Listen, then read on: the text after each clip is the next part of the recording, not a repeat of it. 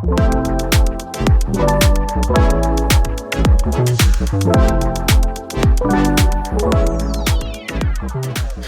you, Jonathan and Gina.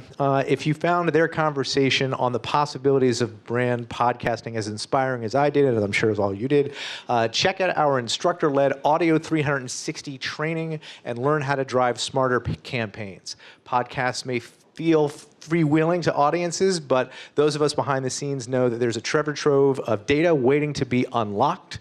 Our next session aims to show how RSS, pixels, and smart measurement are turning podcasts into one of the most powerful channels in digital media. And for this, I would like to say, please welcome back to the stage, Podscribe.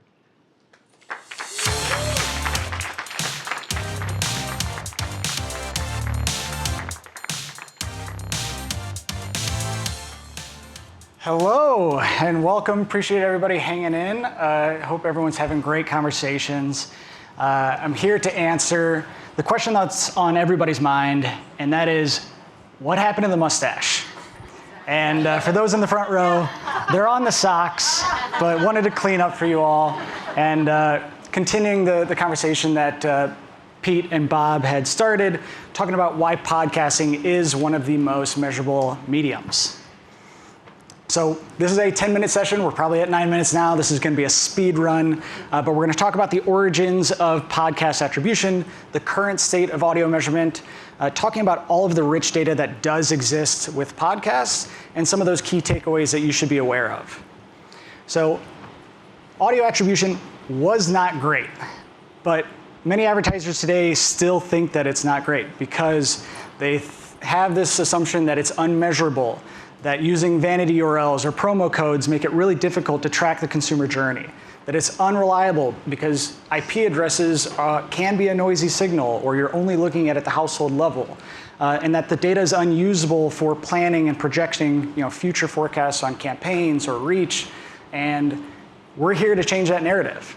So once upon a time in audio, you may hear me on a podcast saying, go to pizza.com/cam and get a free side of garlic knots, or enter promo code SAUCE for 10% off your next order.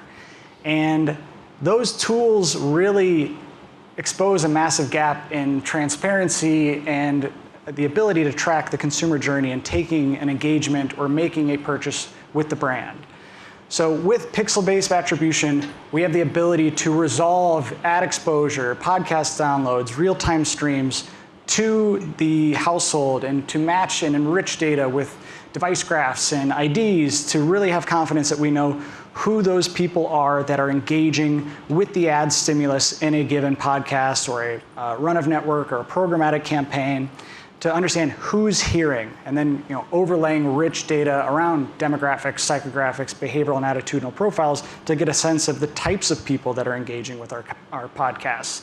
And the ability to then link that data to web-based, to app-based actions, to foot traffic actions. Did somebody hear an ad and actually go to a Taco Bell drive-through? Credit card or debit card or sales lift. So really bringing parity to the digital ecosystem with this technology. So by point of comparison, pixels are capturing 6 times more podcast conversions than post-purchase surveys, and nearly 5 times more conversions than promo codes alone. And that correlation between those two are very validating, as it's easier for a consumer to enter a promo code because I'm going to get some sort of incentive, I'm going to get 20% off, and I'm supporting one of my favorite creators. Versus surveys, we're requiring that consumer to elect information, to volunteer, to do something after they've made the purchase. I know I'm guilty of, even when a YouTube survey pops up, I'm just clicking through or clicking the wrong answer because I want to get to the content as quickly as possible. So this all to say that with pixel-based attribution, you're getting a more holistic view of that branded performance. So this slide is highlighting all of the different data cuts and the different views that we at Podscribe are supporting advertisers, brands, agencies, and publishers alike with understanding what's driving that impact. So some of these that are highlighted, I will go into our dashboard and showcase the specific views, but looking at performance by individual placements, individual shows, publishers, audiences that are driving conversions most efficiently. What's the overlap across the different channels or publishers or tactics that you're driving? What is the consumer path or journey that they're taking when engaging or converting with your brand? Looking at performance by geo, by genre, by topics within the actual podcast episodes. So really putting podcasts on the same playing field as other digital media. And because podcasts and the RSS ecosystem is open, it really allows us to take that a step further to drive more granular insights and actionable plans for optimizing future campaigns. And that QR code, if you did scan, has a little bit more of an in-depth walkthrough. When it comes to Podscribe, we approach attribution through the lens of multiple sort of flexible tools or toggles to cater attribution towards your brand's efforts. So looking at different attribution models, so whether it's first touch or last touch or multi-touch, which gives even distribution of credit. If I heard 4 ads, each get 0.25 credit. Multi-touch time decay, so weighting that along the timeline of exposure. Incrementality testing or performance lift. How many of these conversions would have happened anyways because that consumer would have been exposed to direct mail or out-of-home billboards or a radio ad? So the ability to isolate and understand what's moving the needle and really driving consumers up above and beyond a control group. Adjustable attribution windows. So if I'm Carvana, I want to have a 60-day attribution window versus DoorDash, which wants a more immediate response. And the ability to really tune these attribution settings to ensure that you're counting podcast performance at the same way that you're considering and planning for your other channels. This is a quick view of the dashboard where we're summarizing results of what's the spend to date, how many impressions, what's our unique reach, what is that impression distribution by the different channels, so whether it's podcast or simulcast or streaming audio or display or video, how are all of those placements working in synergy and driving those consumers to take an action? I mentioned web-based or app-based. In this view, we're looking at how many attributable visitors were driven, how many signups or conversions. And the bottom of that page, you see things like placement show, as I mentioned on the previous slide, to understand why and use that data and insights to make those optimizations and move media dollars towards what's working or away from what's not. So that overlap tab, looking at in this example where we've got 4 different publishers, where publisher A, we've served nearly 10 million impressions, 6 million unique users reached, but 74% of who we've reached on that publisher, we're only reaching on that publisher. So if maximizing your reach is a key goal, then this is a great tool to understand how can I get in front of as many unique eyeballs or in as many unique ears as possible. This lag report is that sort of consumer path report to showcase how quickly are these consumers taking action after an ad. With podcasts being an impression being synonymous with a download or a stream, we don't know, nor most don't know, if that consumer downloaded a podcast and listened to it right then, or if they downloaded a podcast and listened to it next week or listened to it at all. I believe Edison Research published a study maybe 5 or 6 years ago that on average it takes US households 3 days to listen to a podcast that they've downloaded. Think of, I'm subscribed to Conan O'Brien. It auto-downloads on Monday, and come Wednesday or Thursday, I've actually listened to it. So seeing sort of how quickly consumers are taking action after that ad was delivered helps bring confidence and validity to the performance that we're seeing.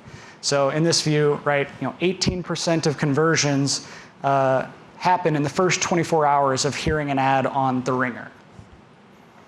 Looking at performance by market, so looking at by country, by region, or state, DMA, city, zip, seeing if there's underserved markets that are driving a really efficient conversion rate. Should we be shifting some of our targeting tactics to those markets that are performing well, because we now have data to validate and prove what works and what does not. One of the core components of Podscribe, we do a lot of research data. As Pete had mentioned, we've got a quarterly performance benchmark report where we're looking at the top 10,000 plus podcasts that make up 95% of all listenership. And because podcasts are open, we can take those transcripts of those episodes, identify where there's advertisers in those episodes, and what shows, what genres, what's their estimated spend in the space. Looking at that in an individual brand standpoint, we can actually see those creatives, hear those creatives. If this is a competitor, are there things that I should be doing because it appears to work for my competitor in the space? Looking at that through the lens of core podcasts, we have the ranker that we produce monthly that showcases the top audio reached podcasts, as well as looking at those key advertising insights, the simulcast component of impressions and views when it comes to YouTube or Spotify video or Rumble. And digging into one of those podcasts, like one of my favorites with Jay Shetty, is the ability to see, what advertisers can be found here, how many downloads or views is this podcast getting on a monthly basis, and we can sort of see all of those ad reads in that particular episode, again, to validate, are my creatives being run and executed up to that standard and expectation? And these verification flags sort of help understand the qualitative aspects of, was there a competitor in my show? Was I buying a mid-roll and it showed up in the post-roll? Did I book a 60-second and it ran for 35 seconds? So all of these sort of quality of life flags that help advertisers and agencies feel comfortable and confident that they're getting what they paid for. So some of those key takeaways, as I mentioned, podcasts is unique in its open ecosystem, allowing for more granular insights than other channels. And Podscribe is open for business. So if any of this was interesting and would be helpful, we're downstairs in the partner lounge. We've got some great Nike Dry Fit hats, and would love to continue the conversation.